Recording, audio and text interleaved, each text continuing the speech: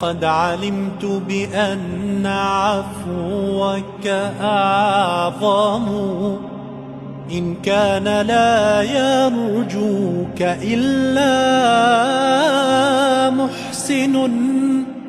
فمن الذي يدعو ويرجو الآثم؟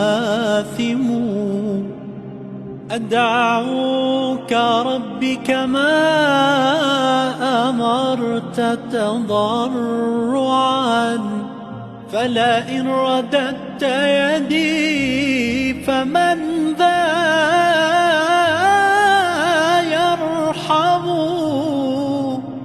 ما لي إليك وسيلة إلا الرجاء، ما لي إليك وسيلة إلا الرجاء،